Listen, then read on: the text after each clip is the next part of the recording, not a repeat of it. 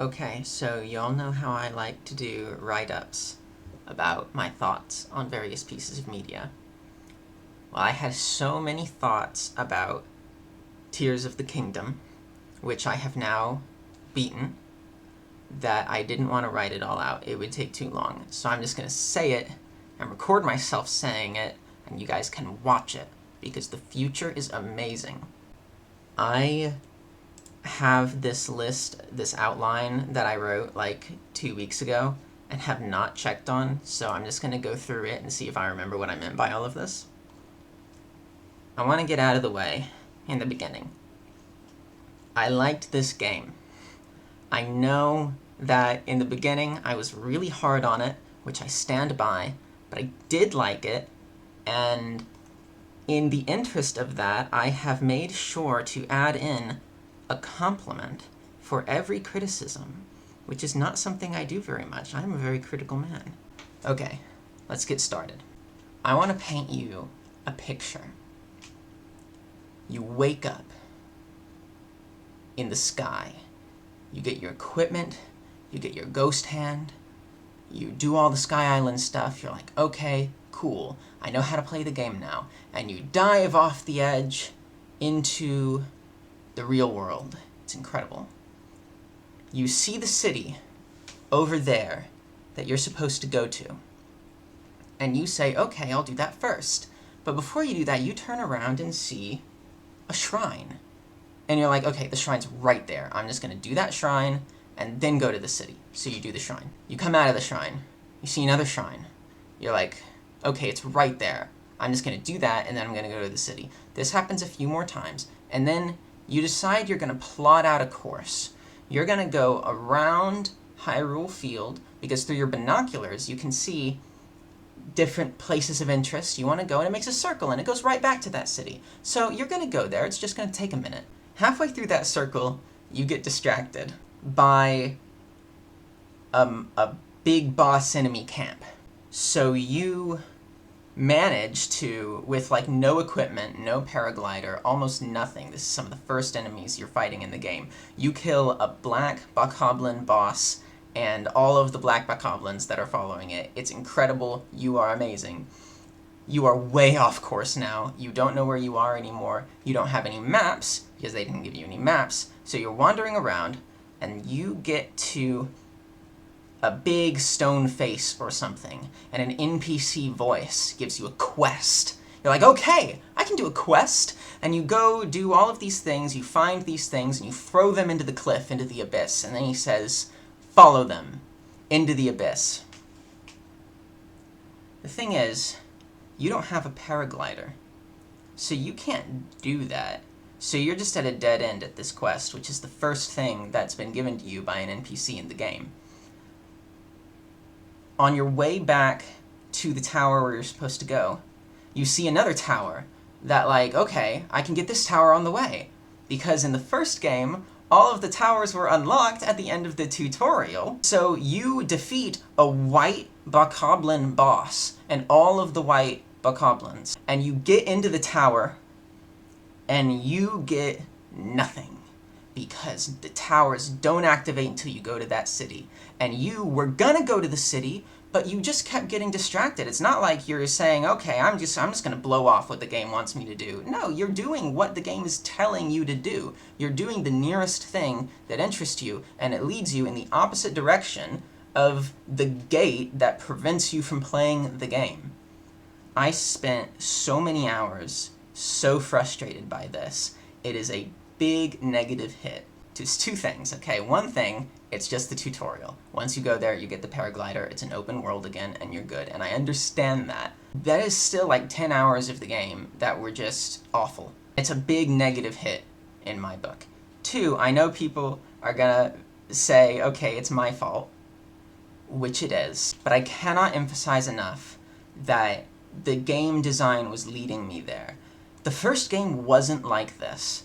The first game, when you got off the Great Plateau, you could go anywhere. I did not go to Kakariko Village until after I beat the game once. I did not know about memories until after I beat Breath of the Wild. It was perfectly open. There was nothing you couldn't do once it let you try to do it. But even then, the design of the map funneled you into the Zora domain. I play the game pretty much exactly how it wanted to, without a few really key elements, even though I could go anywhere. And now in the new game, you can't go anywhere. And maybe I'm the only one who cares about this, but that's my piece. That actually, it happened again later after the tutorial with the water temple. I got to the water temple without starting the water temple quest, because I'm just making machines and I'm flying around in the air, and I got to the water temple. And they let you run around with it, but they actually let you start the puzzles. You just can't solve any of the puzzles without the Sage of Water. So I had to go back, I had to dive down and figure out how to start the stupid quest line. Number 2, a good thing. Because in this numbered list, I alternate between good things and bad things. Okay, I just realized that this list is actually not one thing. This list is all the obvious good things. The underground is amazing. Crafting is amazing. The time stop and the jumping up through ledges, the dragons, it's great. I'm not going to spend too much time on that because literally everybody says that all the time. Everybody knows. Everybody knows that the hand ability that you can glue stuff to other things is cool. It's game-changing. Incredible. No notes. Number 3, the Master Sword. I have some concerns about the Master Sword, and they all stem from not communicating with me. The game isn't communicating me, not the Master Sword. I don't expect the Master Sword to communicate with me. The Master Sword doesn't have a power that they tell you. So I have no idea what power it is. And that was a problem because I was using it like, it's the Master Sword, it's the great one. Half the time it's glowing, I'm using it, and I notice it is way, way weaker than all of my other weapons. Was I supposed to be fusing stuff to the Master Sword? That feels sacrilegious. I really would have liked it to tell me how strong the Master Sword is. Number 4. Okay, apparently it does not perfectly alternate because this is another negative thing. The ancestral weapons you get are incredibly disappointing. This is incredibly minor. It did not affect my enjoyment of the game, but it did make me waste like 12 diamonds on these quests you get after you do all the temple quests. They let you go purchase a cool weapon, and they break way too fast, and they're really not that strong in the grand scheme of things, and you can't buy them with pose. Every time you want another one, you have to go buy 3 diamonds. I never figured out how to get like item frames. In the first game, you could buy a house and like put items up on the wall. I never figured out how to do that. So I was carrying all of the ancestral weapons that I wanted to keep around with me, in addition to all the other named weapons, like the Bigoron sword and the Fierce Deity sword that I didn't know you could buy with pose. So I did not have a lot of spare inventory room for weapons I was actually going to use for most of the back half of this game. Number 5, I've got a list of quests that I liked. The newspaper quests. Those of you who are with me in person know that I hate the Pelican. I hate him so much. It is unreasonable, and I will not explain further. But the actual quests were really fun. They were very creative and clever, and I only did them because they promised me I could be a frog. And they delivered on that promise, kind of. I really like the quest with the cow beasts that like eat your gems. No, they eat your luminous stones, and then they make gems. That was really good. I found hints for that in Pharaon, like 50 hours before I figured out what beast they were talking about. So it was a real nice build. I like that. It worked for me. The schoolhouse was good. The schoolhouse was cute and fun. The pirate ships were fun. Sneaking around, shooting arrows or whatever into these guys.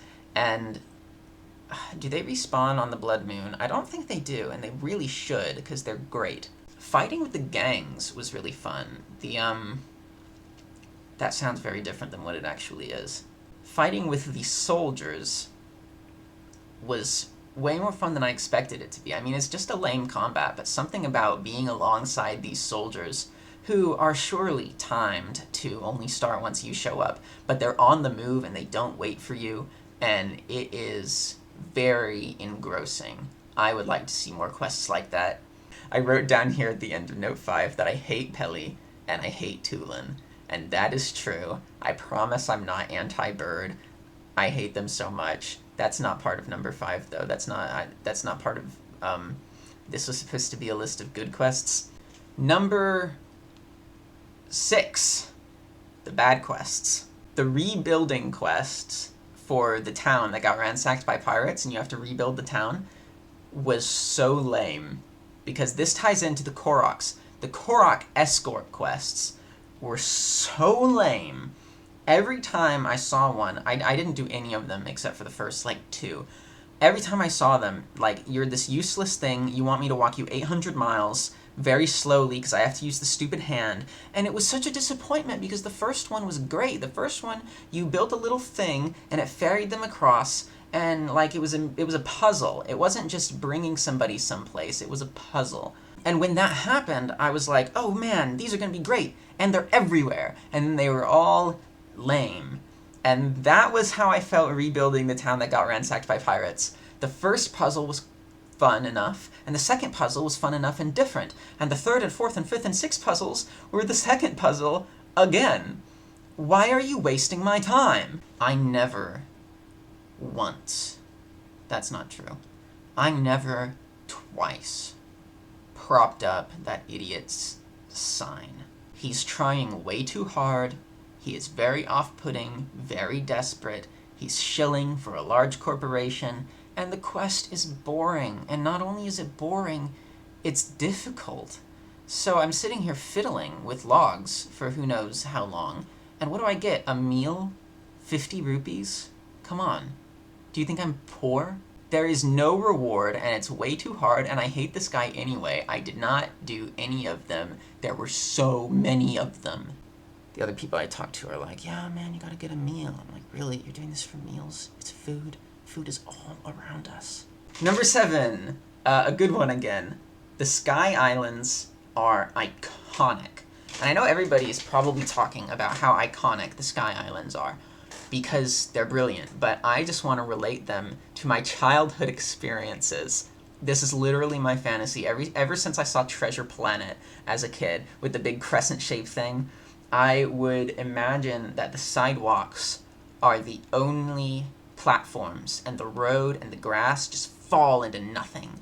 And I would have to be clever. I would have to jump at the right time. I would have to make it to rocks, because rocks were okay for some reason, or big sticks. This is what this felt like. This felt like the fleshed out, real, satisfying to an adult version of that fantasy. And it was delightful, and I could play it for 100 more hours. Thank you. Monkey brain, seed might fall, think good, yes. Number 8. I mentioned earlier that I did not know about memories until I beat the game. And that did not impact my enjoyment of the game at all. I completely understood all of the story without doing this. I cannot imagine trying to play through this story without having watched the memories. You would have no idea what's going on. I actually didn't find all of the Dragon Tears, I don't think, because I still have no idea some of what went on. Spoilers for the next 30 seconds or so. I'll give you some time to click ahead to a timestamp or something. 3, 2, 1. Who was Zelda in disguise? Why was Ganon in disguise as Zelda? What? Did he have her Sage Stone or something? Is it 'cause she... I don't understand. And can you imagine getting to the end of the story without seeing the memory where they show you that turning into dragons is a thing that can happen? What would you even think? Okay, spoilers are over. Actually, that's only kind of true. Okay, number 9. I'm going to be very vague about this so that I don't spoil anything. The Spirit Temple. It's the best temple by a lot. Not only is it not necessary for the story, they don't tell you about it. You don't find where it is. There's no plot hooks in the game, that I found at least, and it's the best one. That is I respect that decision a lot. That is going back to where you don't have to do most of the story. Actually, I don't know that you don't have to. You probably don't have to go do all the temples in this one either in order to go to the castle. I don't know. Number 10. Why is Ganondorf the villain in this? Link doesn't know him. They met for 30 seconds just now. Is this a different Ganon than the first one? In Breath of the Wild, they fight Demon King Ganon, right? It's clearly supposed to be Ganon. Is this him? He was asleep. Underground. Are they really so allergic to making new Zelda villains that they have to make two Ganondorfs in the same setting? I'm not even going to talk about the fact that the story of Zelda, in the same way that Dark Phoenix is the story that is X-Men, the story that is Zelda seems to be how the Middle Eastern people, which are a separate species from everyone else, have one man, and the only Middle Eastern man in the whole setting is not only a villain, but a treacherous villain who betrays you after trying to sue for peace, and nobody trusts him, and he's a literal demon. I'm not even gonna... Okay, I just did talk about that. I'm gonna set that aside as a point. That's not even a criticism. He met Zelda, right? Like, he's Zelda's villain, in a sense. I wrote down Dungeons and Play Zelda fixed the first. I have no idea what that means. But they really should have had another villain. Honestly, I think the villain should have been Zant. I think if the underground was like... imagine if there were cities of the Twilight in the underground. The bad guy... I don't know. I just say that because I grew up on Twilight Princess and I like Zant. They should have been anybody but Ganondorf. Come on, people. Make a new villain. Number 11.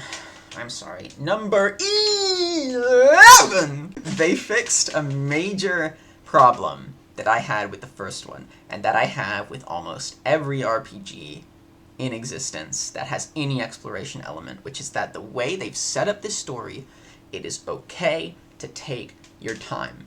Breath of the Wild, and every other game, had this, like, fake sense of urgency. You know, everybody makes fun of this all the time. While you are off collecting Korok seeds and, like, helping a little kid fly a kite, Zelda is, like, currently being tortured for 100 years by the Demon King? It's a farce. It's like, why aren't you fixing this as fast as possible? If you role-played it honestly, you would never do any side quests. You would do almost nothing. And they fixed that in this game. Zelda's, like, doing time travel stuff. Whenever you time travel, you can time travel to and from any point. You could take 100 years to rescue Zelda. It would be no difference from her perspective. That is an improvement. They have improved upon the story of the first game in that way. That's honestly all I need. Speaking of this story, I expected a lot more time travel in it. You know, when it was like, they showed the time manipulation power and Zelda gets sent to the past. When they transfer the Master Sword back and forth, I'm like, oh my gosh. There's going to be storylines, maybe even puzzles about communicating back and forth with Zelda. Maybe they'll even do the Spirit Tracks thing, where you have to, like, sort of direct her from another plane. No, it was basically just there are two stories happening. One of them is in the present, and one of them is in the past. And I don't want to get too down on that, because it was good. But I just wanted to mention it. There wasn't even time travel to give the Master Sword back. They just waited. Number 12. Okay. I already said this.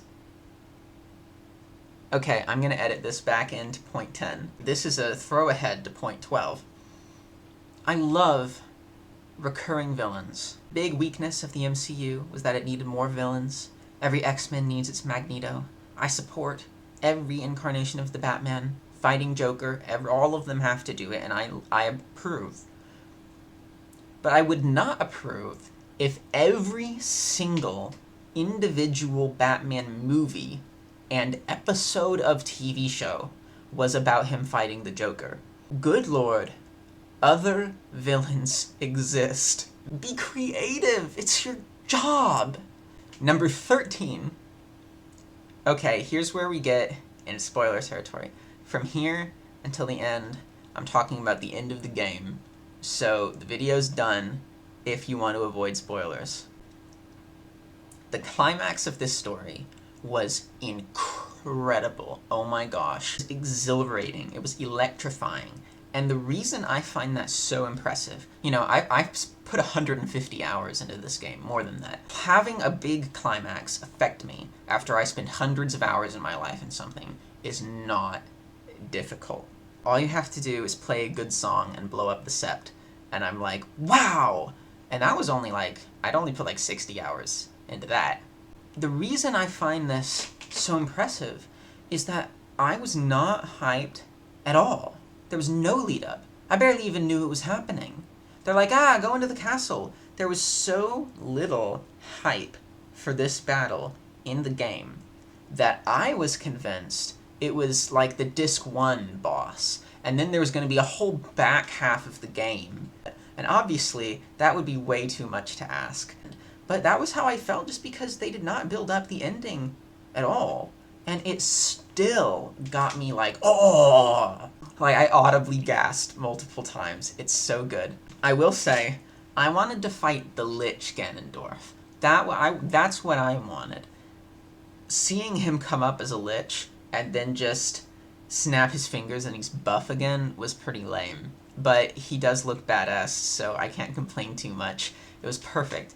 It was really easy, and I know it was really easy because I didn't die at all. When you have a video game level, you want to feel like you're gonna lose at any second, but then you complete it on your first try. It's not actually hard, it just feels so tense constantly. That's how it felt for me. Here's the problem. Number 14. Don't reset the world after I beat the game. Don't put me back beforehand. I want what I do to matter. I don't just want to play a mini game and watch a movie and then go back to playing the game where I haven't beat Ganondorf yet. I get why the games do this. They, you know, it would be a pretty big design challenge to, like, get rid of all the bad guys. Or, like, you'd have to write dialogue for all the NPCs. I think you could get away with not replacing all of the monsters. And even the Gloom could stick around. It'd be kind of weird if the Gloom stuck around. A lot of challenges would be very hard to make intriguing without Ganon's influence around. I understand that. But come on. At least acknowledge me. The first game I played that did this was Bowser's Inside Story. I was a kid, and I didn't understand. I thought I made a mistake. I thought I accidentally turned the DS off without saving, so I played through the whole final fight again, and then it did it again. And I was like, what? What the hell is the point of that? Whatever. I find it disappointing. So those are my thoughts about Legend of Zelda Tears of the Kingdom. Let me know what you think. Goodbye. Okay, I was really hoping at the end of the game, when Ganondorf turns into a dragon, he's like, I'll sacrifice my mind and my body for dominance, and he flies out as a dragon. I was really hoping that that was the end of the game, because that would explain perfectly why nothing in the status quo changes. He's just a dragon now. Like, he gave up his mind. He doesn't have evil plans anymore. He's just gonna run around the sky, and he can be a fifth dragon with the elements and with Zelda running around. And then you would win the game. There'd be no more evil threat. They would just have to write new dialogue for all the NPCs, and the world would be exactly the same. The Gloom is still there. Zelda's still there. There's a new dragon in the sky. That's a great reward for beating the game. I literally just now realized why it's called Tears of the Kingdom.